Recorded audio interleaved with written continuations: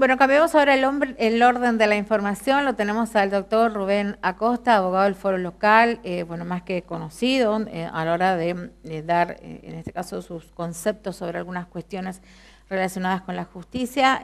Para nosotros es importante su opinión justamente sobre este intento de reforma judicial que ha avanzado en algo en el Congreso y que da mucho que hablar. Queríamos su opinión al respecto. Doctor, ¿cómo le va? Muy buenos días.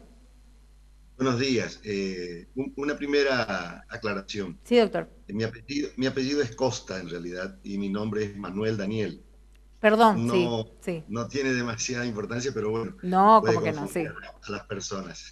tal cual. Sí, Doctor, ¿cómo ve dígame. esta reforma judicial? ¿Cuál es su opinión al respecto? Bueno, en realidad hay varios ángulos o aspectos desde los cuales uno puede analizar esta cuestión. La primera es desde un punto de vista estrictamente institucional, que hace a la comunidad entera.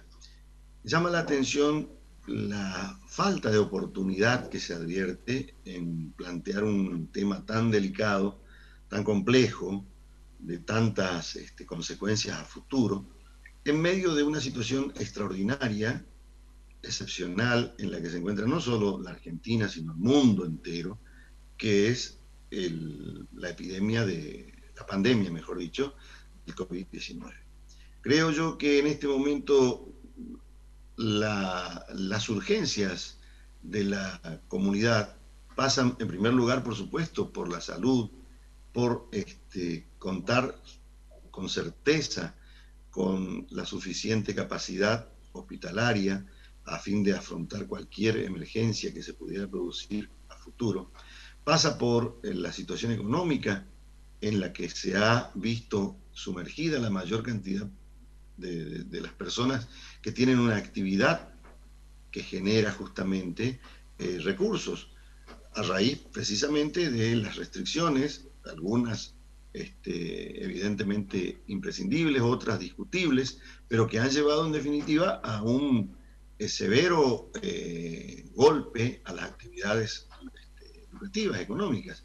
Y por el otro lado, incluso, ante el recrudecimiento de tendencias que pareciera no poder erradicarse nunca de la Argentina, como es el caso de la inseguridad que se ha visto incrementada tremendamente en este tiempo. Entonces, en este contexto no parece realmente eh, prudente, no parece razonable plantear el debate sobre una reforma judicial que obviamente podemos coincidir en que es necesaria, pero digamos que debería, digamos, provenir de un estudio mucho más participativo, no una iniciativa que evidentemente fue una de las promesas electorales del actual presidente, pero que no contó, hasta donde yo sé, con un suficiente caudal de opiniones diversas de los operadores de la justicia en este sentido. Y llevarla además a rajas hinchas al Senado de la Nación para que se sancione en el Senado de inmediato prácticamente, sin tener en consideración las observaciones objetivas, prudentes, que han formulado no solo integrantes de distintos estamentos judiciales, sino incluso recientemente, muy recientemente, la Asociación Argentina de Profesores de Derecho Procesal Penal. Y además de todo eso, provocar un recrudecimiento de un viejo debate con la inclusión de una palabra en un inciso del artículo 72 del proyecto a propuesta del senador Parrilli, apuntando a que los magistrados tendrían la obligación de comunicar o de denunciar al Consejo de la Magistratura cualquier presión que sintieran por parte, entre otros, de grupos dedicados, en definitiva, a la comunicación, grupos digamos, del periodismo escrito, radial, televisivo, realmente hacen que lo que podría haber sido una iniciativa razonable, atendible, comprensible, que generara un debate en otro tiempo, provechoso, útil para dictar una norma que, como toda norma, es una herramienta. Las leyes no son otra cosa que son herramientas que permiten la convivencia en un Estado de Derecho.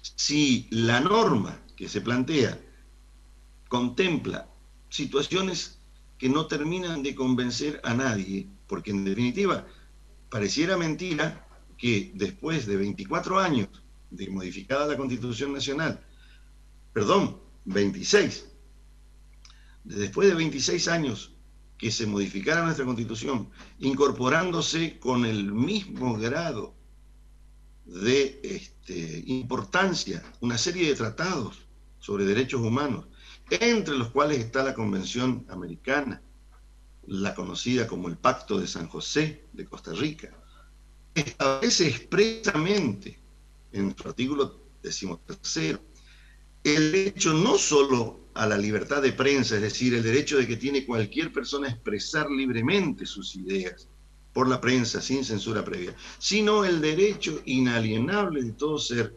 humano a recibir información, a buscar información libremente, más allá de las responsabilidades lógicas que pueda provocar una persona que emite una opinión falsa o una opinión agraviante, con las responsabilidades consecuentes, tanto en el ámbito civil como en el ámbito penal, pero a posteriori, realmente parece mentira, es decir, es poner justamente una norma o una palabra nada más, hablando de mediáticos, en un proyecto de ley para que sea tachado o para que se ponga en debate si es o no constitucional.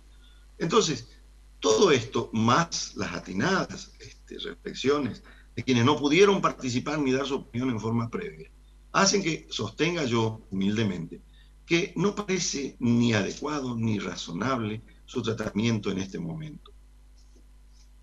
Doctor, le agradecemos mucho la comunicación. ¿Cómo que usted cree que debería haberse tratado esto, no? ¿En qué Yo creo que, tiempos? Así, y sí, cuál debería haber sido el proceso si se querrían haber generado cambios que por ahí fueran un poco más prolijos? en primer lugar, vuelvo a repetir, en otro Sí. momento, de mayor calma, de mayor tranquilidad. En segundo lugar, tratando de buscar consensos, Las leyes, una vez sancionadas, rigen para todos y no pueden ser elaboradas solamente por un sector con, digamos, con absoluta falta de participación de los demás representantes del pueblo, que somos todos pueblo, y también de los expertos y de los que operan permanentemente en el ámbito al cual está dirigida la norma. Vuelvo sobre el concepto de las críticas sensatas, puntuales, que ha merecido el proyecto de parte de la Asociación Argentina de Profesores de Derecho Procesal Penal. ¿Por qué? Porque la reforma apunta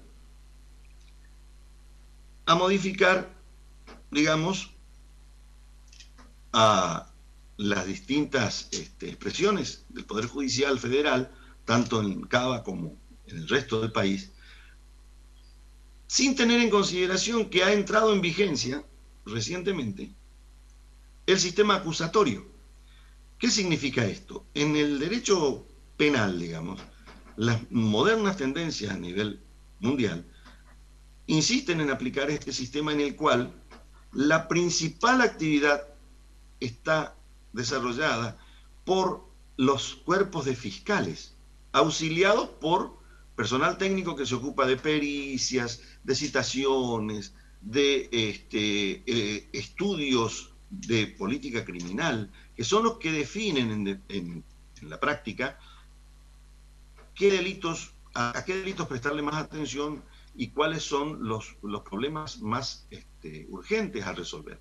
El juez, en ese esquema, simplemente se preocupa por garantizar la vigencia de los principios fundamentales de garantías procesales y de fondo que tienen todas las personas y que están establecidas en la Constitución Nacional. Es decir, el derecho a ser oído, el derecho a la defensa, el derecho a ser juzgado por el juez natural, el derecho a que no se le apliquen normas posteriores al hecho por el cual se lo implica, todo ese tipo de que no se restringe indebidamente o innecesariamente su libertad ambulatoria durante el curso del proceso, toda esta historia que se ha debatido recientemente sobre la procedencia o la improcedencia de prisiones preventivas en aspectos muy mediáticos justamente que hemos tenido en el último tiempo.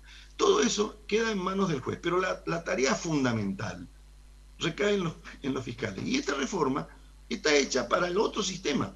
Es una reforma que ha tomado mucho, evidentemente, de un trabajo anterior, entre los cuales participó el doctor Vélez, asesor en este caso del Poder Ejecutivo Nacional, de hace 10 años o más. Entonces, es incluso una reforma que viene a contrapelo de lo que se va a aplicar realmente en materia penal a partir de ahora.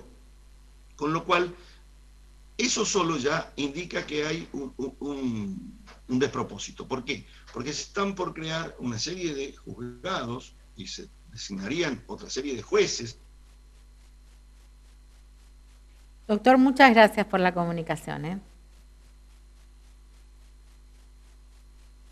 Estamos en contacto en cualquier momento. Bueno, le agradecemos mucho la comunicación al doctor Costa, que conversó con nosotros. Dudaba un poco ayer de hacer el Zoom, pero lo convencimos, nos pareció más que claro su punto de vista. Así que bueno, vamos a ir tocando también otros sectores que nos aporten un poquito más sobre qué es esto que se está tratando en el Congreso de la Nación y que habla de reformas importantes. De hecho, sí se sale.